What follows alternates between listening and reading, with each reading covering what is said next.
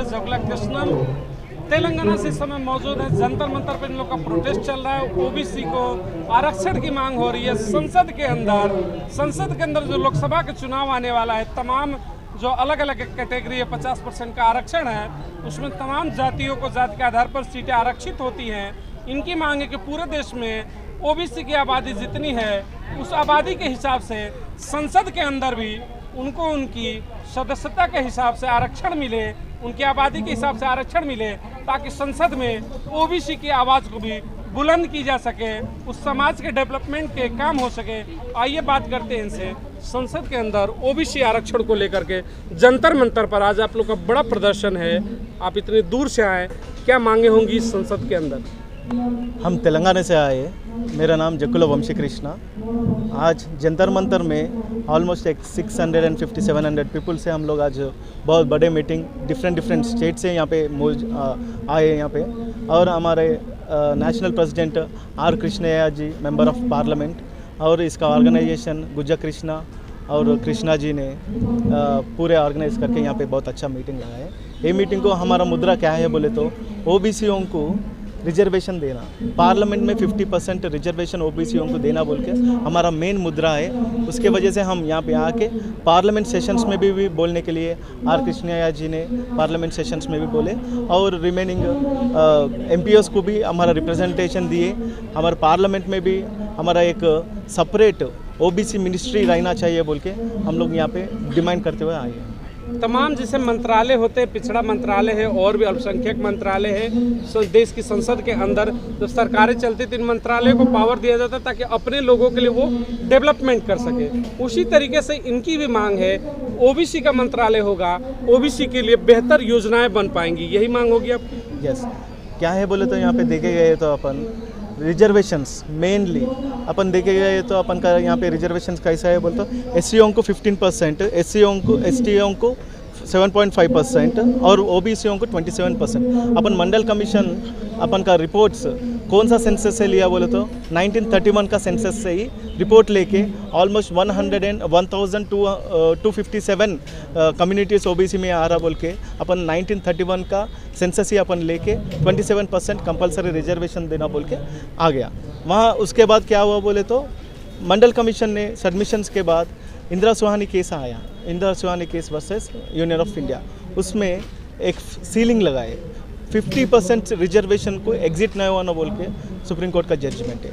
सो अभी देखे गए तो ईडब्ल्यूएस लेके आए गए साल में, ईडब्ल्यूएस 10% रिजर्वेशन लिए, और ईडब्ल्यूएस रिजर्वेशन कहाँ से जा रहा? अपन यहाँ पे देखे गए तो 50% सीलिंग क्रॉस नहीं होना, फिर बीसीओं को 27% और एससीओं को 15%, एससीओं को 7.5%। अपन कैसा दे सकते हैं यहाँ पे?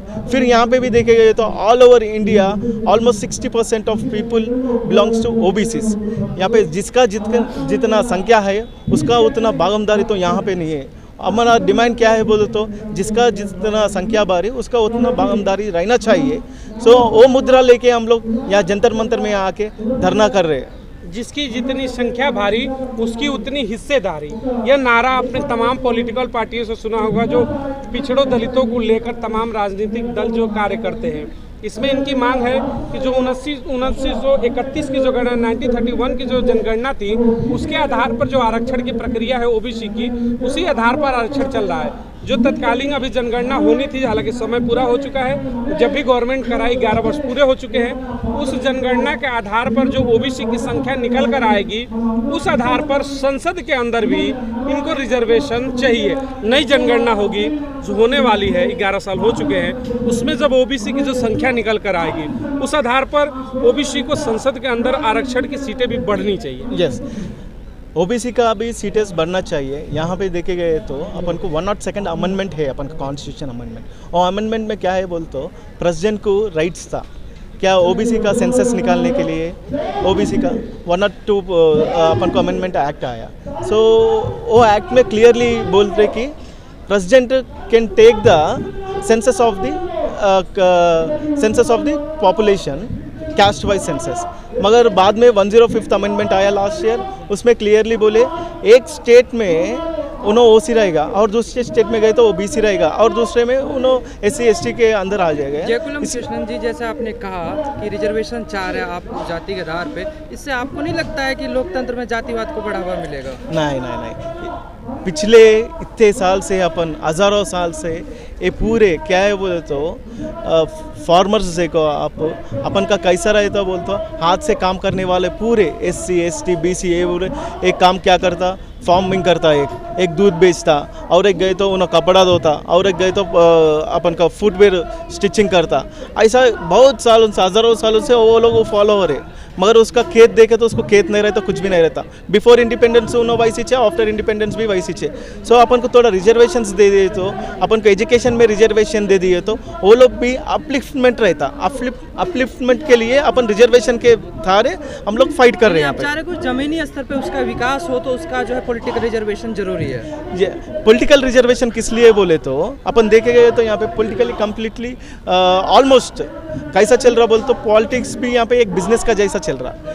एक एमएलए क्या करता बोलते एक 4 करोड़ रुपए खर्च करता, एक एमपी एक 2-3 करोड़ रुपए खर्च करते, मगर कॉमन पब्लिक ग्राउंड लेवल से किसको पता रहता कैसा है उसका समाज को चेंज करना बोलते, ग्राउंड लेवल से उसको मालूम पड़ना चाहिए उसका समाज में क्या चल रहा बोल के, वो लोग प्रॉपरली जस्टिस कर सकते। मगर यहाँ पे गए देखे गए तो पैसे लगा के चुनाव में लड़ रहे, पैसे लगा के जीत रहे, बाद में वो लोग को देख रहे क्या बोले तो पब्लिक को नहीं देख रहे। मेरा मुद्रा है कि हमारे को भी रिजर्वेशन के तरह हमारे को भी दे, हम लोग भी बताएंगे। हमारा तो ऑलरेडी यूनिटी है, हमारा संख्या है, उसके हिसाब से हमारे को सीटा तो भी दिए तो हम लोग डेवलप कर लेते हैं बोल के। हमारा आपके अनुसार कितनी संख्या है आपके पीछे खड़ी?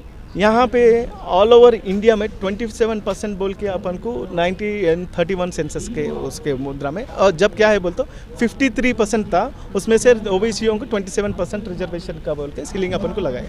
अपन का यहाँ पे देखे गए तो जब से अब तक देखे गए तो अभी पॉपुलेशन तो बढ़ गया ना, पॉपुलेशन बढ़ गया, इसके accordingly all over India around 60% of OBC will be there. और 60% ओबीसी में से अपन का पार्लियामेंट में कितना है, असेंबली डिफरेंट स्टेट का असेंबलीज में कितना है, और कितने लोग अभी तक थोड़े कैस्टेस है वो लोग अभी तक पार्लियामेंट के अंदर में नहीं गए, पार्लियामेंट देखे भी नहीं, विजिट भी नहीं करे, वैसा है वो लोग को भी अपन अपलिफ्टमेंट करना चाहिए। सो वो लोग को अपन एक चांस दे दिए तो वो कम्युनिटी भी डेवलप होगा, और ग्राउंड लेवल वो लोग को पता है क्या प्रॉब्लम चल रहा बोल के।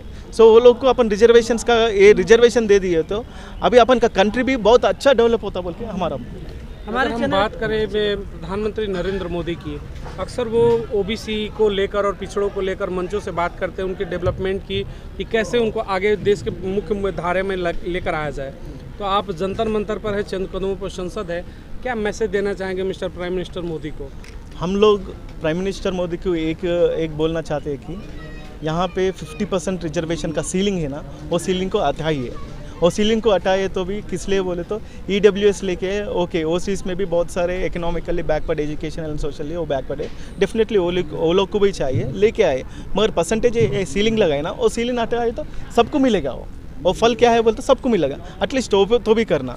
अपन 105 अमेंडमेंट रिसेंटली अपन को लास्ट ईयर आया, 105 अमेंडमेंट में क्या है बोले तो state government can take census, वो मुद्रा को स्ट्रेस करके एक ऑर्डिनेंस निकाल के हर एक स्टेट का सेंसस निकालना बोले तो cash wise census easily government को, सेंट्रल गवर्नमेंट को भी इजी रहेगा, एक कैसा चल रहा क्या है, किसको कितना चाहिए, अपन को एक डाटा तो भी रहेगा।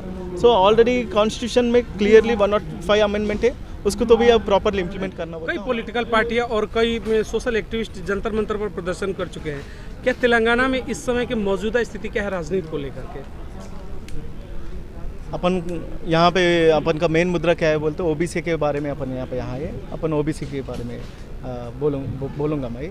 ओबीसी का तेलंगाना का स्टेट में कैसा है बोले तो ऑलमोस्ट तेलंगाना गवर्नमेंट तेलंगाना को कैसा डेवलप करना, इरिगेशन एंड रैतु बंधु और दलित बंधु, बहुत सारे ऐसा अच्छा प्रोग्राम्स लेके आ रहे हैं। साइमल्टेनियसली अपन ओबीसी का देखे तो ओबीसी का वहाँ पे तेलंगाना का स्टेट में देखे तो बहुत अच्छा जुडिशरी की सिस्टम में अपॉइंटमेंट्स, वो भी अपन का तेलंगाना गवर्नमेंट प्रॉपरली ओबीसीओं को, SC ST एंड वुमेंस को भी प्रॉपरली तेलंगाना गवर्नमेंट स्टेट में दे रहे, वैसे दूसरे स्टेट में भी देना बोल कर मेरा डिमांड है। प्रॉपरली तेलंगाना का स्टेट में कैसा चल रहा वैसे हर एक स्टेट दिए गए तो बहुत अच्छा है, बहुत अच्छा हमारे को ओबीसीओं को भी जस्टिस मिलेगा। हम बात करें तेलंगाना में ओबीसी के फाइनेंशियल कंडीशन की, all over Telangana OBC condition क्या है, फाइनेंशियल कंडीशन?